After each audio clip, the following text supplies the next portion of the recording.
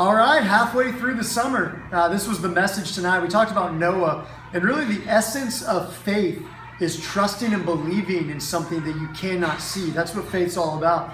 And in our lives, our faith is going to be tested at times. Either we've been in a season like that, we're currently in one, or we're going to be in one, where maybe people around us think we're crazy for our faith, or things around us are hard and we can't see how they're going to resolve. So we're having to trust in God and bank our confidence on Him, even when things around us cause us to doubt that trust. So how do we get to a point where we're able to walk by faith and not by sight? Well, that's where the story of Noah comes into play. It really gives us three lessons that I focused on that can help us towards that end. So the first one is this. In that time, Genesis 6 tells us that the entire world was wicked, both in thought and in action.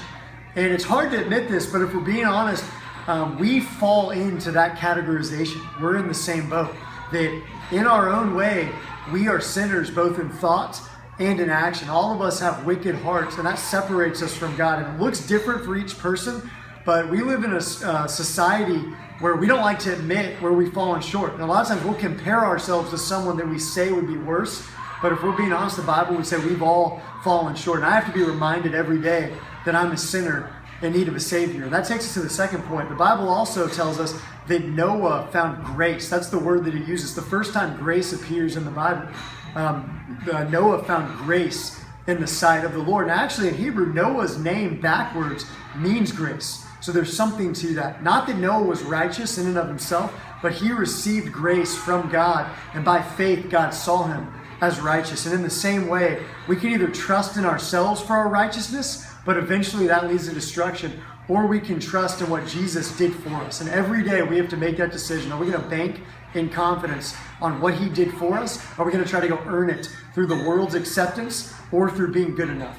So that's the second thing. Now the third thing, and this is where it gets interesting, Hebrews 11 tells us this, is that because of his faith and his acceptance of grace, Noah walked by faith day to day. So I'm imagining when God told him to build that boat in a place where it had probably never rained before, people around him were making fun of him. They were mocking him, saying, "You're crazy. Why are you building a boat? There's no water here. It's not going to rain." Noah was having to bank his confidence in God, even though he could not see where that was going to go. He was having faith and not depending on his sight of what was going on around him.